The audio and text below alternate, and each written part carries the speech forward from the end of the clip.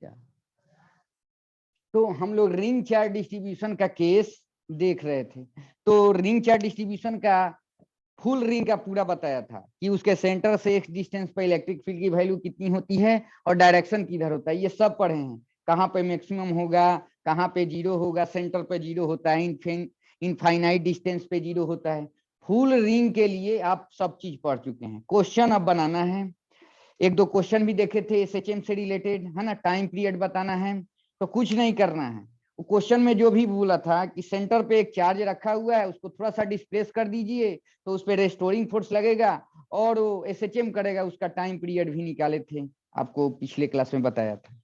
एक क्वेश्चन मैं सेंड भी किया था आपके ग्रुप पे, जेई में आया हुआ क्वेश्चन है और नीट का भी क्वेश्चन है, जैसे इस टाइप से क्वेश्चन था। कल एक भेजा था ना क्वेश्चन, देखे थे आप लोग? एक क्वेश्चन था, इसका आंसर क्या होगा, बोलो।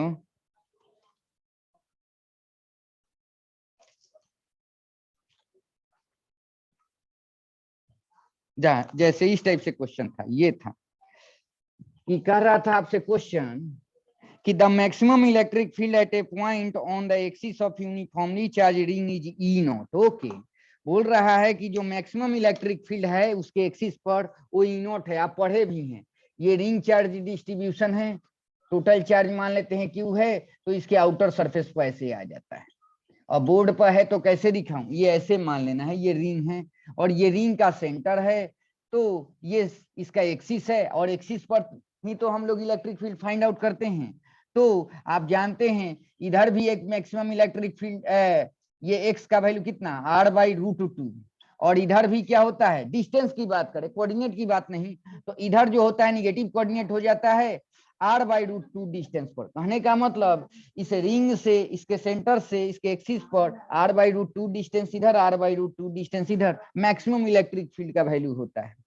तो बोल रहा है मैक्सिमम इलेक्ट्रिक फील्ड की जो वैल्यू है, वैल्यू बोल रहा हूं, अमाउंट, डायरेक्शन अभी छोड़ दीजिए, यहाँ पर डायरेक्शन इधर होगा क्योंकि पॉजिटिव चार्ज का फील्ड है, और इसका भी अमाउंट उतना ही होगा जितना इधर है, लेकिन यहाँ पर डायरेक्शन इधर होगा, ये पढ़ाया भी था।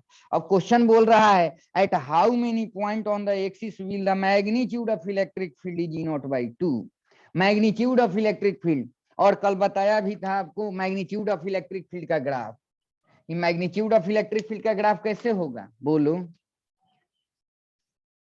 मैग्नीट्यूड ऑफ इलेक्ट्रिक फील्ड का ग्राफ बताया था ऐसे, यहाँ पर तो ऐसे होता है और इस पे भी ऐसे ही होता है ना, ऐसे ग्राफ आता है। तो यहाँ पर आपका मैक्सिमम इलेक्ट्रिक फील्ड होता है, कौन सा पॉइंट है, x is equal to r/√2, और यहाँ पर भी थोड़ा सा ऊपर कर देते हैं, ठीक है।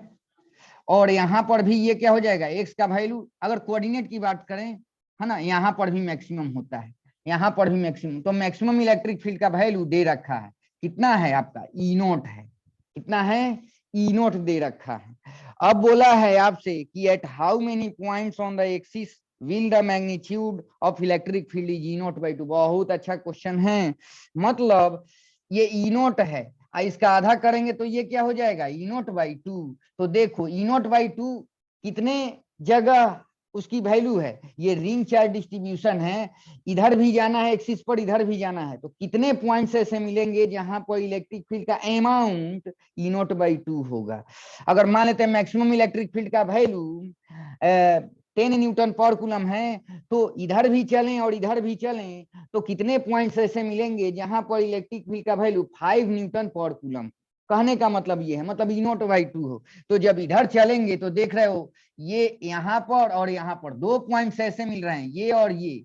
यहाँ पर अगर पॉजिटिव एक्स एक्सिस में चल रहे हैं तो दो पॉइंट्स ऐसे मिल रहे हैं जहां पर इलेक्ट्रिक फील्ड का वैल्यू E0/2 है। और जब इधर चलेंगे तो दो पॉइंट्स ऐसे मिल रहे हैं जहां पर इलेक्ट्रिक फील्ड का वैल्यू E0/2 है। मतलब 4 पॉइंट्स हो गए, दो पॉइंट्स पॉजिटिव एक्स एक्सिस में, दो पॉइंट निगेटिव एक्स एक्सिस में। बहुत इंपॉर्टेंट क्वेश्चन है कि 4 पॉइंट्स ऐसे एक्स एक्सिस पर मिलेंगे, दो पॉजिटिव एक्स एक्सिस पे, दो निगेटिव एक्स एक्सिस पे, जहां पर इलेक्ट्रिक फील्ड का वैल्यू E0/√2 होगा, E0/2 होगा। क्या होगा, E0/2। तो कितने पॉइंट्स हो जाएंगे, दिया हुआ है ऑप्शन में 1 2 3 4, तो एक्स एक्सिस पर मतलब यहां से लेकर के यहां तक एक्स एक्सिस पर कितने पॉइंट्स ऐसे मिलेंगे जहां पर इलेक्ट्रिक फील्ड का वैल्यू E0/2 होगा, तो 4 पॉइंट्स होंगे। कितने पॉइंट्स होंगे? और ये आईआईटी का क्वेश्चन है, आईआईटी एडवांस का क्वेश्चन है और नीट में भी आता है। तो इसी टाइप से क्वेश्चन आपको आएगा। ठीक है, तो ये क्वेश्चन समझ में आ गया।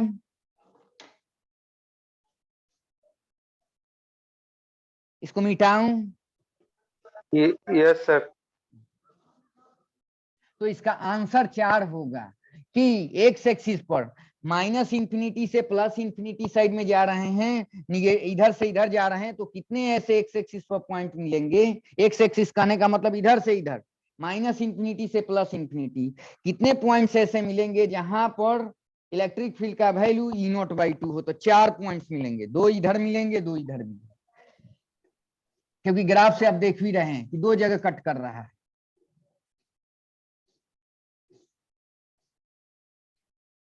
चलो, तो ये तो आपका हो गया कि रिंग चार्ज डिस्ट्रीब्यूशन से रिलेटेड। अब एक क्वेश्चन और है फुल रिंग के केस में, जैसे ऐसे दिया रहेगा कि ये आपका, अब ऐसे देखना है, ये आपका एक रिंग है, रिंग चार्ज डिस्ट्रीब्यूशन है, एक दूसरा है, ऐसे बना दे रहा हूं, अब कैसे मैं बोर्ड पर बताऊं, ऐसे ये है और एक दूसरा ये है कॉन्सेंट्रिक, मतलब कोई एक जीएल जो आप लोग कहते हैं ना, एक रिंग ये ऐसे बड़ा रिंग ये, तो इसका रेडियस r है और इसका रेडियस कितना है आपका 2r है। इस पे जो चार्ज है आपका प्लस चार्ज है, पॉजिटिव चार्ज है, और इस पे आपका निगेटिव चार्ज है।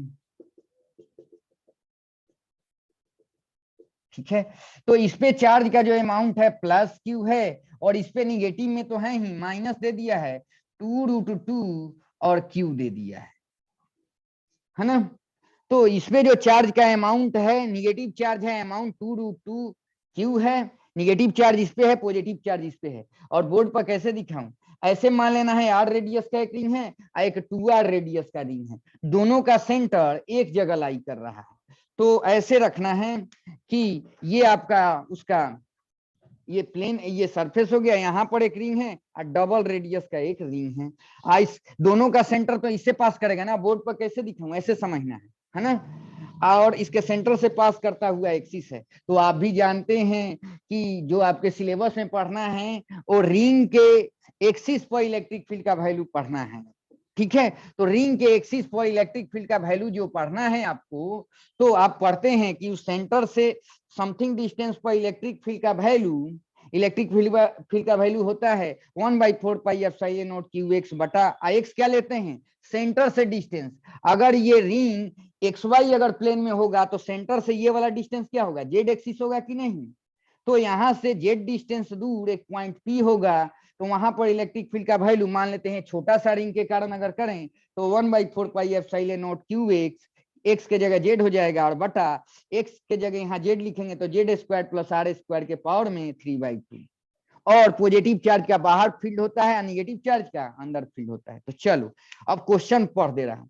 तो ये तो पता है कि 2 रिंग है, एक पे पॉजिटिव चार्ज है, एक पे निगेटिव चार्ज है, और ये XY प्लेन में रखे हुए हैं, ये भी लिख दे रहा हूं। XY प्लेन में रखने का मतलब क्या है? ये r रेडियस का है, ये 2r रेडियस का है। ओके, और आपको बोला है कि इसके सेंटर से कितने डिस्टेंस ऊपर, कितने डिस्टेंस दूर इलेक्ट्रिक फील्ड का वैल्यू 0 होगा। तो आपको भी पता है कि ऐसे रिंग है और एक बड़ा सा रिंग है, एक बड़ा वाला पर निगेटिव चार्ज, छोटे वाला पर पॉजिटिव चार्ज, और दोनों का सेंटर एक होगा। सेंटर से सम डिस्टेंस ले लेते हैं, एक पॉइंट कोई P है Z एक्सिस पर, वहां पर इलेक्ट्रिक फील्ड का वैल्यू 0 बताना है। 0 होगा भी, क्योंकि पॉजिटिव चार्ज के कारण जो फील्ड का डायरेक्शन ऊपर के तरफ, और निगेटिव चार्ज के कारण इस पॉइंट पर फील्ड का डायरेक्शन नीचे के तरफ, ऊपर का इलेक्ट्रिक फील्ड नीचे के इलेक्ट्रिक फील्ड को बैलेंस करेगा, और इस पॉइंट पर इलेक्ट्रिक फील्ड का वैल्यू क्या हो जाएगा? 0 हो जाएगा। तो यही आपको डिस्टेंस फाइंड आउट करना है कि कितने डिस्टेंस ऊपर, सेंटर से कितने डिस्टेंस ऊपर पॉजिटिव, है ना, Z एक्सिस के लॉन्ग पॉजिटिव की वैल्यू बोला, तो Z एक्सिस पर एक पॉइंट होगा जहां पर नेट इलेक्ट्रिक फील्ड का वैल्यू 0 होगा। सेंटर से कितने डिस्टेंस दूर, मतलब जो x लिखते थे यहाँ Z हो जाएगा, समझ ही रहे हैं। तो चलो तो इसके कारण जो इलेक्ट्रिक फील्ड होगा यहाँ पर बता दे रहा हूं, मान लेते हैं वो पॉइंट यहाँ पर है P, तो इस पॉजिटिव चार्ज के कारण ऊपर की तरफ इलेक्ट्रिक फील्ड होगी और ये निगेटिव चार्ज के कारण इधर होगा, और यहां से ये जो P पॉइंट का डिस्टेंस लिया हूं वो Z ले लिया, ठीक है। ओके, तो यहाँ पर नेट इलेक्ट्रिक फील्ड का वैल्यू 0 कर देना है। तो बोला है यहाँ से कितने डिस्टेंस दूर ये पॉइंट P होगा, तो सिंपल सी बात है एक्सिस पर ही पढ़ना है आपको। तो ये Z डिस्टेंस दूर यहाँ से है ना, ये पॉइंट P मिलेगा जहां पर इलेक्ट्रिक फील्ड का वैल्यू 0 हो सकता है। क्यों? क्योंकि पॉजिटिव चार्ज के कारण फील्ड का डायरेक्शन ऊपर और निगेटिव चार्ज के कारण फील्ड का डायरेक्शन नीचे, और ये बराबर हो सकता है। मान लेते हैं इसके कारण E1 है और इसके कारण E2 है, तो E1 बराबर E2 कर देंगे, है ना, डायरेक्शन अपोजिट है, तो यहाँ पर नेट इलेक्ट्रिक फील्ड का वैल्यू 0 हो जाएगा। तो यही पूछा है, जब उसको 0 से इक्वेट करेंगे तो ये डिस्टेंस हमारा आ जाएगा। तो वही डिस्टेंस पूछा है कि सेंटर से कितने डिस्टेंस दूर ये पॉइंट P होगा। क्वेश्चन तो समझ गए, तो चलो इक्वेट बस कर देना है।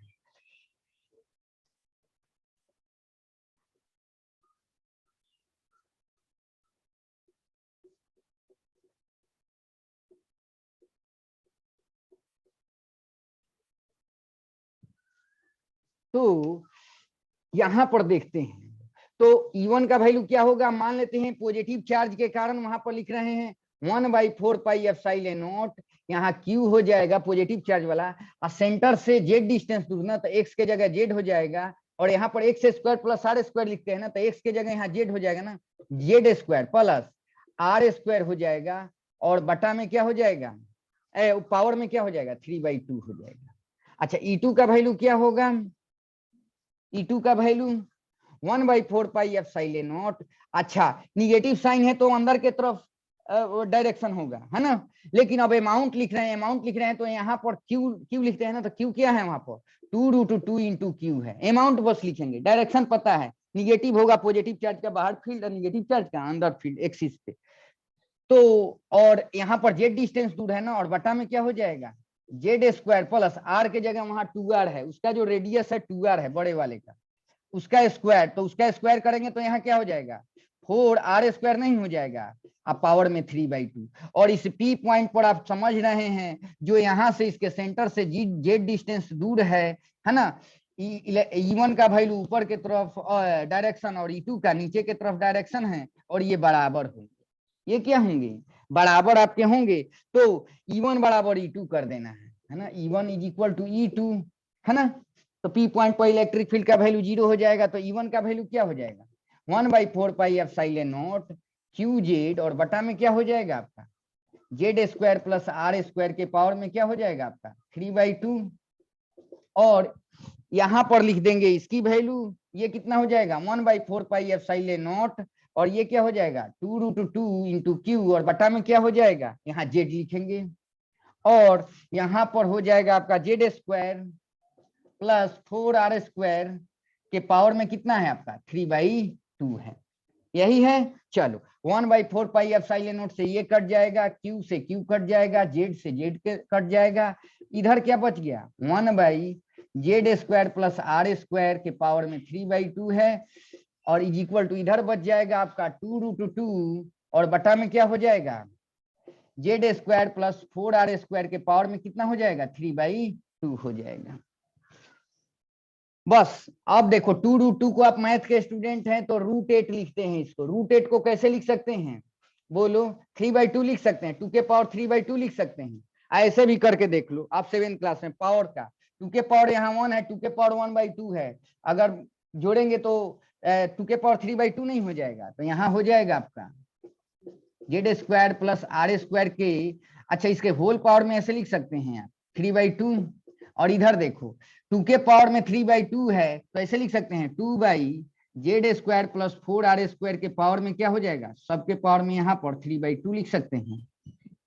क्यों? क्योंकि 2 के पावर 3/2 होगा, और इसके कंबाइंड कर दिया, तो देखो पावर हटा देंगे 3/2 तो कितना आ जाएगा आपका, इधर क्या बच जाएगा 1/Z² प्लस R², और इधर क्या बच जाएगा 2/Z² प्लस 4R² हो जाएगा, इधर इसको ले आएंगे तो Z² प्लस 4R², और इधर हो जाएगा 2Z² प्लस कितना हो जाएगा बोलो 2r² हो जाएगा।